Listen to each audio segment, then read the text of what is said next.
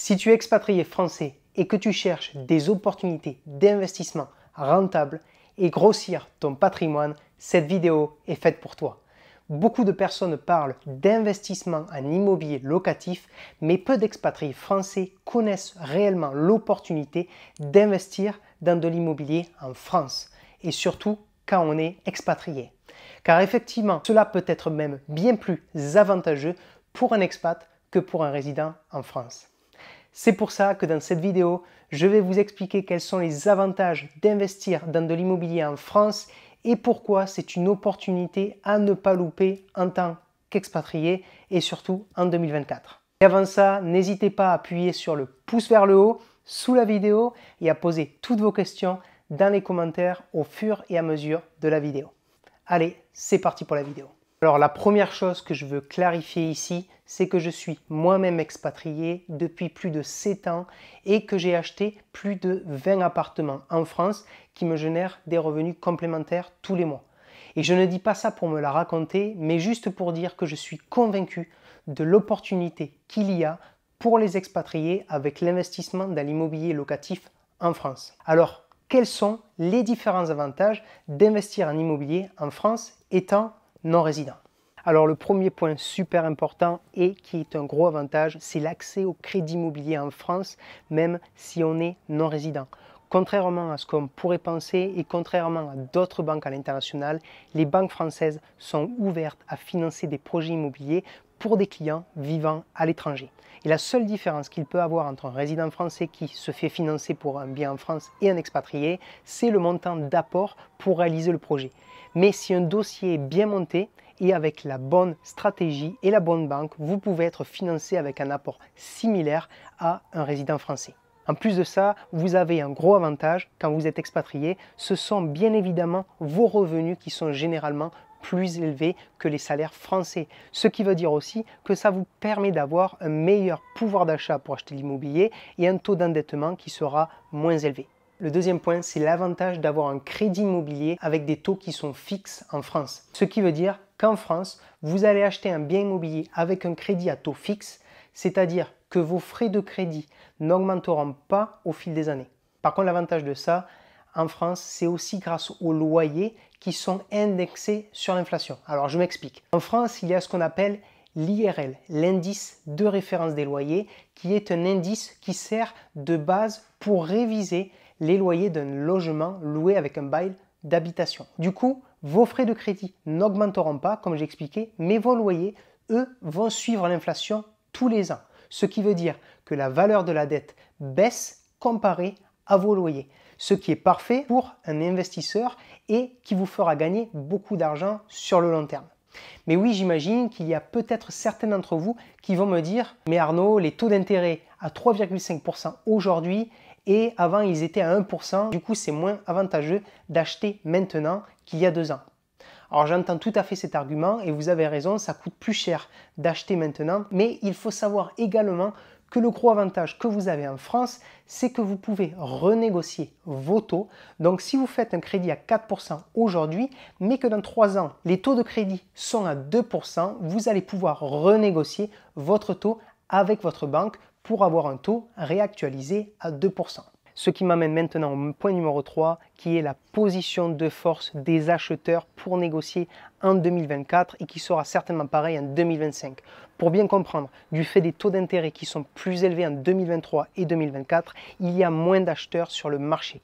Tout simplement car les taux d'intérêt plus élevés sont égale à une perte de pouvoir d'achat dans l'immobilier pour les résidents français. Mais comme j'ai expliqué dans le point numéro 1, vous êtes non-résident. Vous allez avoir dans la majorité des cas des revenus supérieurs aux revenus français et donc un pouvoir d'achat plus élevé. Ce qui veut dire que vous allez vous faire financer par la banque et vous êtes en position de force pour négocier avec les vendeurs. Actuellement, vous pouvez faire des affaires en or, croyez-moi, car il y a des vendeurs qui ont besoin urgemment de vendre et là, il y a l'opportunité de négocier, de rassurer le vendeur grâce à votre statut de non-résident et des revenus supérieurs et faire de super deals. Je vais vous donner un exemple. Par exemple, mon dernier immeuble que j'ai acheté en 2024 était affiché à 360 000 € sur le marché et je l'ai acheté à 210 000 € frais d'agence inclus pour 7 appartements.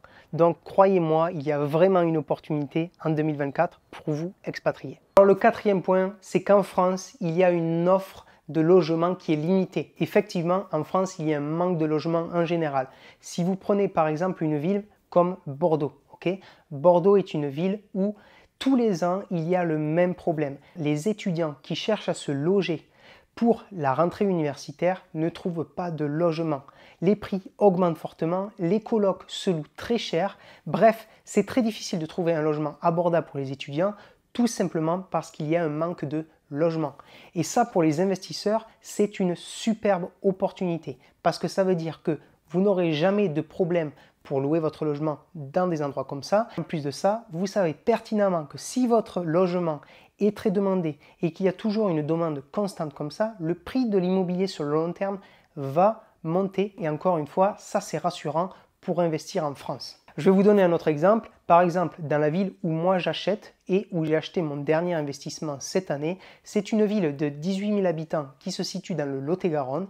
Et dans cette ville-là, quand je mets une annonce sur le Bon Coin pour trouver un locataire, je me fais bombarder d'appels de suite dès la première journée. Ça, c'est encore un indicateur qui montre que même dans les villes de taille moyenne ou petite, il y a un gros manque de logement et vous trouverez toujours à louer votre logement. La seule chose qu'il faut toujours faire attention, même s'il y a une demande, c'est toujours de sélectionner le bon locataire, mais en tout cas, c'est rassurant. Investir dans l'immobilier en France présente des avantages fiscaux super intéressants pour les expatriés. Et je peux vous garantir que les expatriés ne sont pas au courant et ça, c'est bien dommage. Alors, ils sont divers. Par exemple, les expatriés résidant dans l'Union européenne ou en Suisse peuvent être exonérés de la CSG et de la CRDS qui sont les contributions sociales. Et ça sur tous leurs revenus du patrimoine à condition de ne pas être affiliés à un régime de sécurité sociale français. À la place, ils ne sont redevables que du prélèvement de solidarité de 7,5%, sachant que la CSG-CRDS est normalement de 17,2%, soit vous économisez 10% comparé à un résident français. De plus, il faut savoir que tous vos revenus locatifs qui viennent de biens en France seront imposés en France et ne rentreront pas dans vos revenus, vous aurez juste un taux forfaitaire de 20% à payer. Cela permet d'éviter une double imposition qui est parfois très lourde et offre une fiscalité bien plus avantageuse que dans certains pays où les taux d'imposition sur les revenus fonciers peuvent être bien plus élevés ou s'ajouter à vos revenus globaux. Par exemple, en Allemagne, si vous avez un bon salaire, vous allez être taxé à 45% et normalement, tous vos revenus additionnels vont s'ajouter à votre impôt sur le revenu et donc vous allez payer 40% d'impôt sur ces revenus additionnels. Dans ce cas-là, votre immobilier va être taxé en France et ce sera juste les 20% de non-résidents. Alors bien évidemment, il y a aussi d'autres moyens d'éviter l'impôt avec des sociétés comme la SCI, la holding, etc. Ce sont des montages un peu plus complexes, mais c'est pour vous expliquer qu'en France, étant non expatrié, vous avez des opportunités à faire. Alors le point suivant, c'est que le prix de l'immobilier en France est en général moins cher que dans de nombreux pays à l'international. En comparaison avec des villes comme New York, Londres, Sydney ou même certaines grandes villes canadiennes par exemple, les prix de l'immobilier dans les grandes villes françaises comme Lyon, Bordeaux, Toulouse, etc. sont bien souvent plus bas que d'autres villes à l'étranger. Et croyez-moi, vous pouvez même avoir des opportunités intéressantes sur la région parisienne. Les expatriés peuvent trouver des opportunités encore plus attractives dans des villes de taille moyenne en périphérie des grandes métropoles. Il y a des villes qui sont encore intéressantes pour investir comme Nantes, Rennes, Montpellier, Toulouse ou même Marseille qui est vraiment dévalué comparé à d'autres prix. Vous pouvez trouver sur ces villes-là des prix entre 3 000 € du mètre carré et 5 000 € du mètre carré. Cela permet d'acquérir des biens à des prix beaucoup plus compétitifs tout en bénéficiant d'un fort potentiel de rentabilité locative grâce à la demande croissante dans ces régions. Alors pour conclure, je le répète, acheter de l'immobilier quand vous êtes expatrié, ça peut vraiment avoir de gros avantages afin d'avoir des revenus complémentaires, si vous le souhaitez, vous protéger de l'inflation et aussi de grossir votre patrimoine rapidement. Je vous remercie encore d'avoir regardé la vidéo jusqu'à la fin. N'hésitez pas à vous abonner, à liker et à commenter. Sur ce, je vous retrouve dans la prochaine vidéo. Ciao, ciao!